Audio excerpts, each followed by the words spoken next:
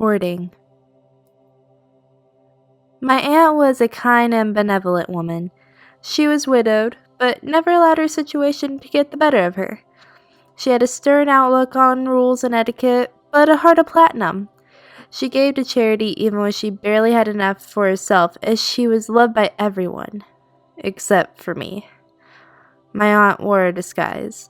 Her facade was so convincing, I would love her for many years before.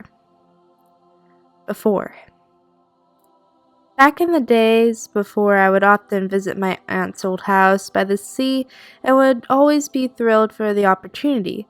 She was an elder, but her house was never a bore. It was filled to the brim with knickknacks and photo albums. Some in town called her a hoarder, but she always preferred to be called a collector. A collector of memories, she would often tell me as we sat by the warmth of a fire that always bellowed in its stone cage. I would sit on the carpeted floor and listen quietly as she strung tales of the adventures of her youth. The stories of my young aunt clashed heavily with the frail figure I saw now, rocking back and forth in her chair. I was hooked on her stories and would not let her take me to bed before hearing at least one. She also gave me free range in her home, where there was plenty to explore. Her house had been built during the years of Prohibition, and the old place had been equipped with various nooks and crannies, and the occasional hidden room or tunnel. The secret rooms were always dusty and filled with relics of the past. Whenever I asked her about a bottle cap or a playbill I found littering the floor of the hidden storage spaces, she would only tell me, "Oh, sweetie, you know me. I never throw anything away." Then she would laugh and send me off with a sandwich or an apple in my hand to go play some more. I said before that she gave me free range of her house, but to be honest, that was not completely true. There was one room that she forbid me from entering.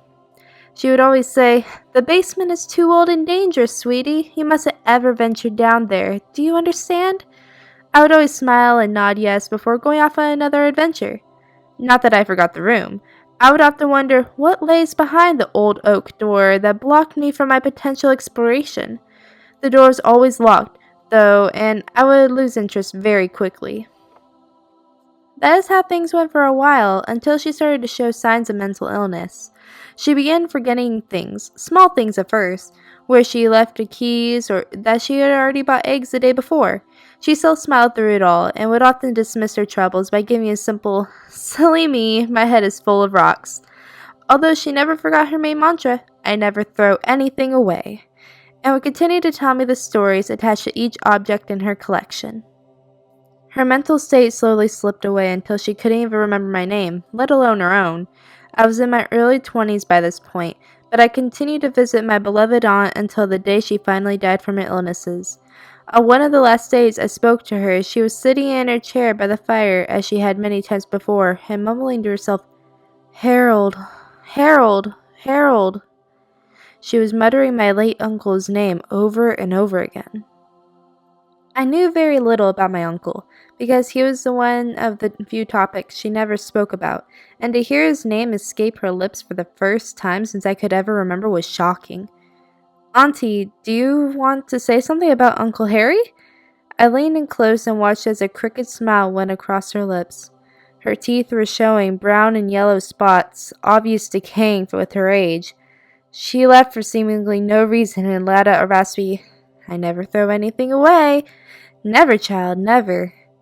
Then she just stared off into space and wouldn't answer me. A few days later, she died at the town's hospital, and we buried her the next day.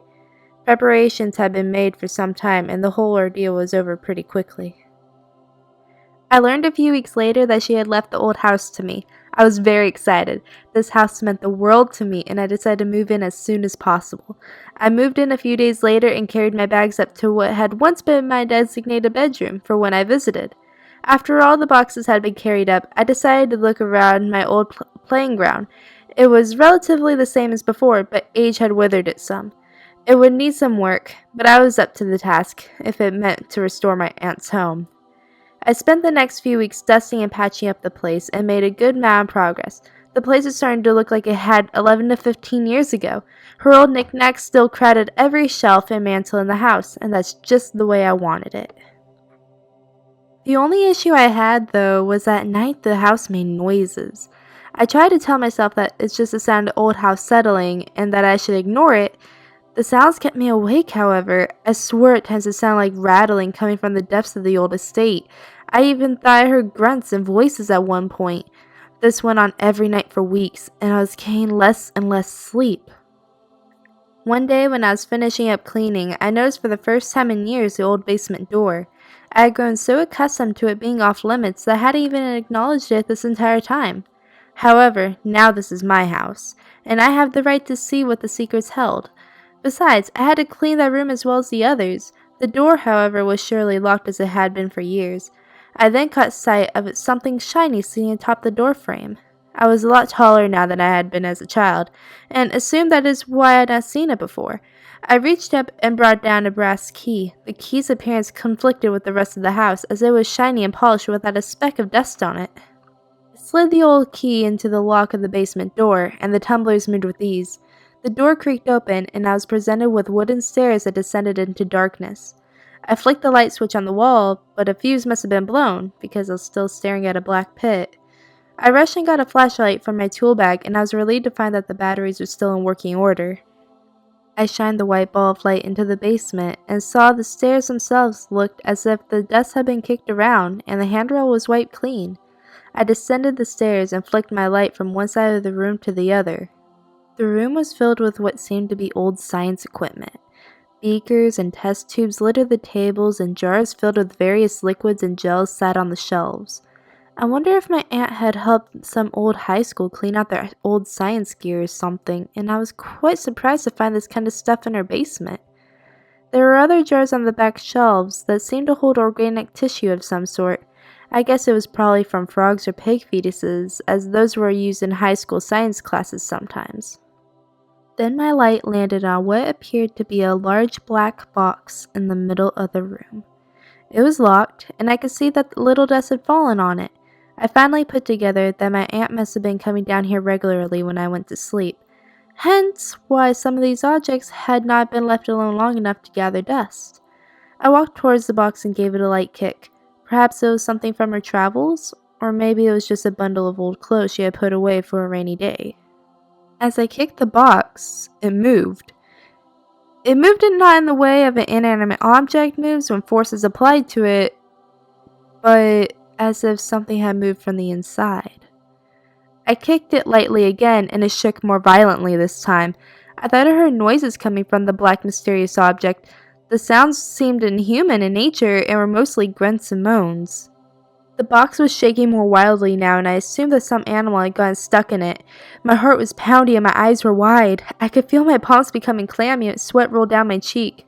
This whole experience was so weird, so bizarre, and I had no idea how to handle it. I saw that the box was locked with a sliding lock, and I walked gingerly toward it. My hands were shaking, but I managed to grab a hold of the latch and slide it so that it would unlock the box. The lid flung open and a black figure sprang up. I screamed, or at least I tried, and I fell backwards on my butt in the dusty ground. My flashlight fell from my hands and rolled away, and I turned to bolt up the stairs that would lead me away from the horrid basement.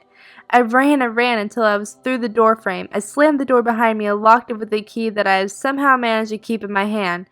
I felt a hard impact from the other side, and my ears were polluted from the vile sounds of inhuman groans and the scratching of nails against the wood. I ran to the phone and called the police. By the time the authorities got to the house, the noises had ceased. When they opened the door, they found that the thing had left long bloody scratch marks on the other side of the door. There were even some broken fingernails lodged in the wood. When they ventured further, they found the body of the creature I had ran from in the dark. It had apparently died sometime between jumping out of the box and now. It was a man. His body was badly mutilated and was barely able to tell that he was a male. His skin was black and flaky and charred as if it had been burned in a fire. His eyelids and lips had been cut away and his tongue was removed. One of his arms had been completely severed at the elbow, and the autopsy revealed some minor organs had been removed. His genitals were horribly mangled, and his bones showed signs of multiple breaks. His remaining teeth were cracked and jagged as if hit by a hammer. He had no hair, as if it probably been burnt off in whatever fire had destroyed his skin. He had no toes on one foot and only half his fingers on his remaining hand. There were various chemicals found in his system that told us that he had gone through several heinous injections.